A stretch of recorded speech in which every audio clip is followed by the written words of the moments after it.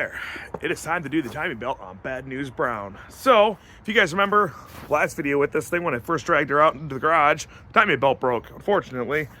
So, picked another one up, it's finally here, it's time to go ahead and knock it out. But first I'm gonna go ahead and yank this thing by the garage.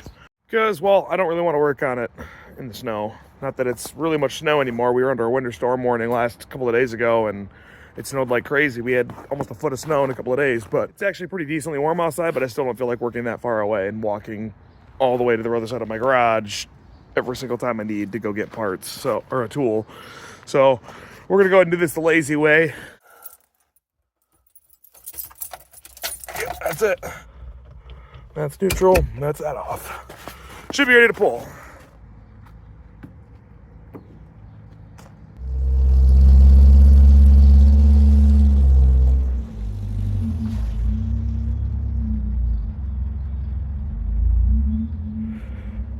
Oh yeah, we're good. Straighten the wheel out a little bit.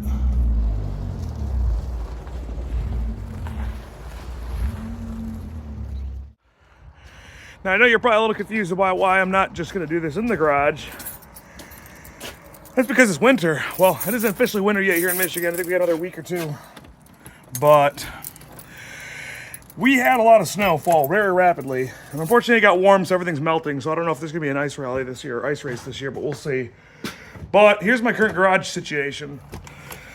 It's packed like sardines in here. I got 4 cars shoved in my garage. So this is the new one. That's the Dacarelli car. This is gonna be hopefully the main focus of next summer. That's the Carib. That's gonna be the one we're manual trans swapping. And that's my Model A over there, so.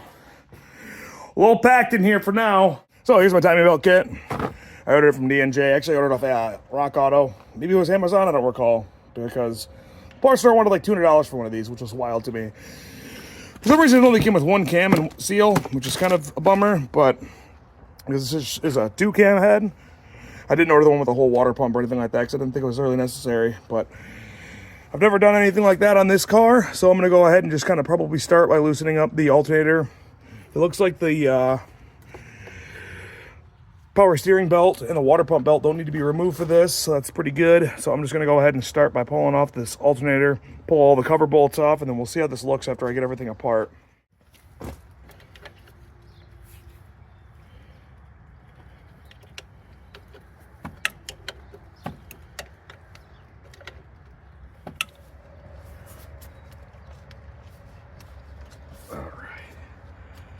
Yeah, that belt is now loose.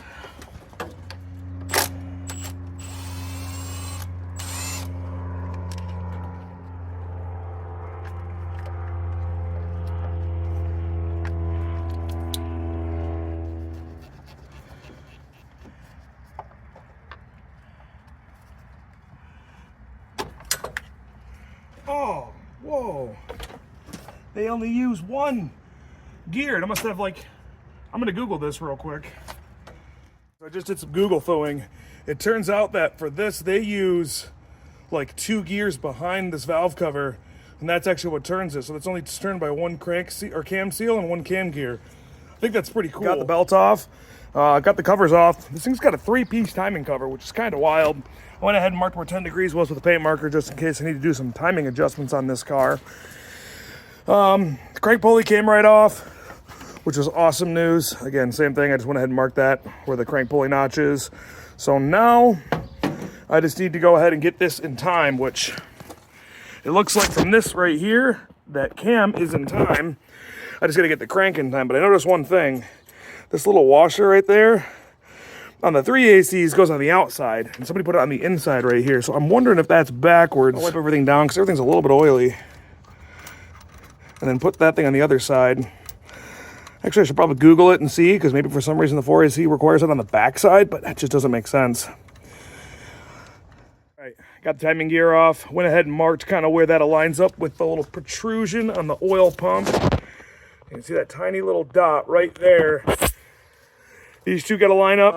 I'm guessing this goes on the outside. The bottom end of these motors is literally a 4AC block with a 3A/4AC crank with dual overhead cam pistons, and then the head is really the only thing that really makes it a difference.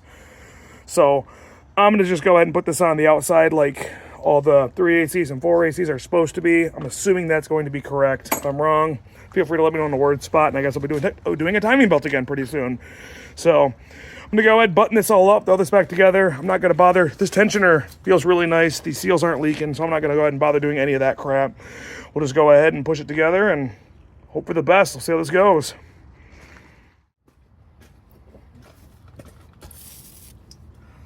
Some juice.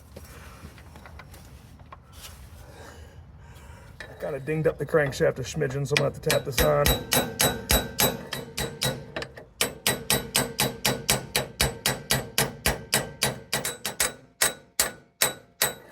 Alright, let me get that paint marker and the protrusion lined up. Right, that is about where we want that to be. Now I'm gonna have to loosen up this tensioner.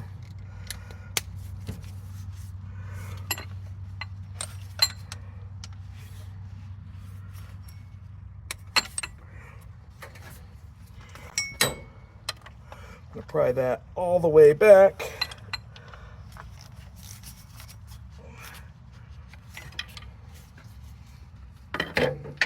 So it should be easy peasy, lemon squeezy. You slide this on there.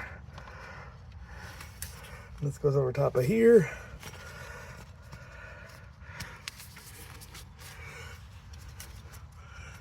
Now double checking my timing marks. We're still in line. Right inside of there. The notch on the crank gear and the oil pump are in line. So loosen the tensioner up, put the crankshaft pulley on. We should be, in theory, good to go. I'm gonna go ahead and fire it up without doing anything because I don't know if the crank is off 1 revolution or not. So hopefully this runs. We'll find out, I guess, in a second. Okay, well, belt is on. Stole the battery out of Thunder Bucket, my good old used battery from VatoZone. And we are gonna go ahead and throw the jump leads on the fuel pump after that falls down. After that's hooked up, I'm gonna run in the car, turn the key, and hopefully I got it in time. If I didn't, it won't be real hard to do. I'll just have to loosen the tensioner up, pull it off the top, rotate the cam until this is lined up again, and that should be a full rotation. Then I should be good to go. So, all right. It's a big moment. Leave a note down in the word spot if you think I'm gonna get lucky or if you think I'm off. Test fire. Yep. All right, let's go.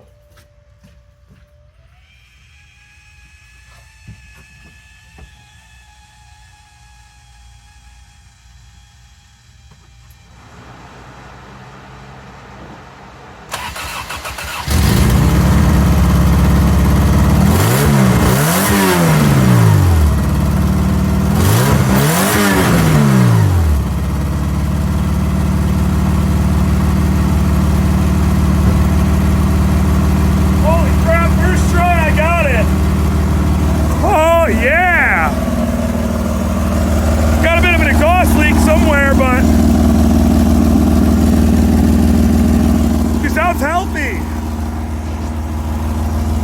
Sick. Well,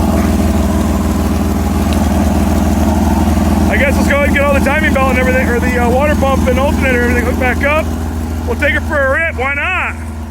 Yes. Oh man, I am freaking stoked. Oh, I'm stoked. I can't believe I got that right the first try. I was a little nervous, if I'm being honest.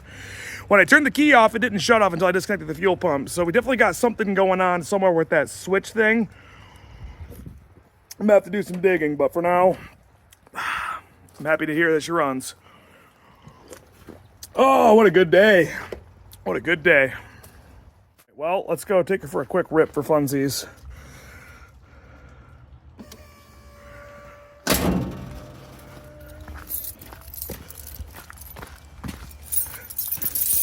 That pump is a loud one. So we turn this to on. Yeah, see, you flip that off, turn that off, and it stays running. I don't know if it's because the fuel pump's constantly getting power, so it's thinking it should stay running, or really what's going on, but we got 3-year-old gas in this thing, and we're gonna run it.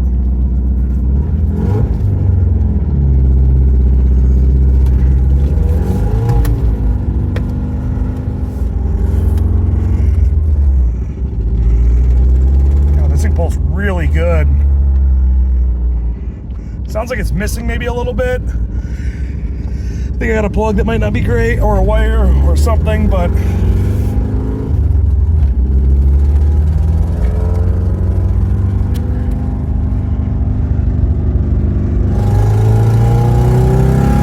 this thing pulls great.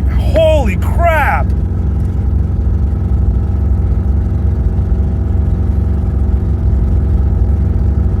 Thing pulling up, but it's a third gear uphill pull. Gosh, it pulls great. Holy crap. Yeah, I definitely got like a manifold leak or a miss or something, but this thing is wicked fast. I mean, it's not like, I'm gonna be honest, it ain't wicked fast, but for what this car is, brakes work great. Wow. This is awesome. Power steering works like a dream.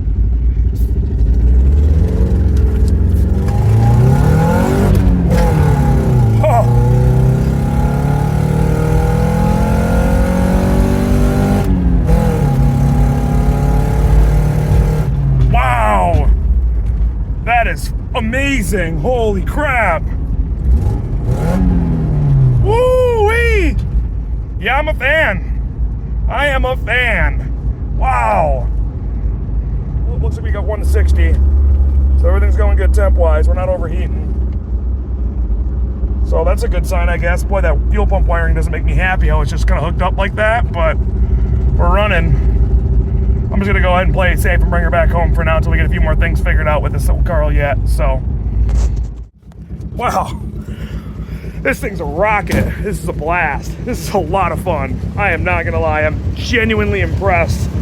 I think this is probably 100% worth all the work to do to get it, to get something like this in here. Yeah. That cooler hose is warm.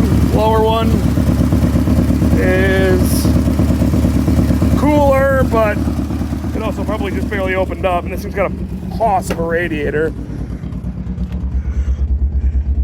We're still at 185.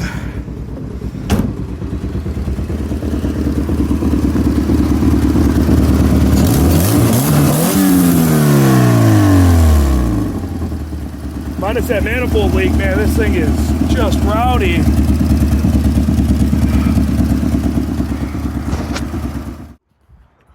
Well, I think that's probably gonna wrap it up for me today. Got a lot of stuff left to do to this thing, but we're gonna take care of it one by one. We'll get back to this thing a little bit later on. We got the winter months coming. We got snow next week yet, so we'll see kind of what I'll be doing next with this thing, but probably drain the 3-year-old gas out of it. Probably check the trans fluid, check the diff fluid. Brakes seem to be working really good despite the car sitting for quite a few years, so I think I'm gonna go ahead and kind of knock things out one by one. Appreciate you guys watching. You got any questions or any comments or anything like that, let me know down in the word spot. I do think I'm probably going to put this car up for sale in a little while. Mostly for the fact that I just got other stuff I really want to finish. I really want to get the Carib's transmission swapped. I want to get the Dakar Rally car clone all finished up, get that thing painted.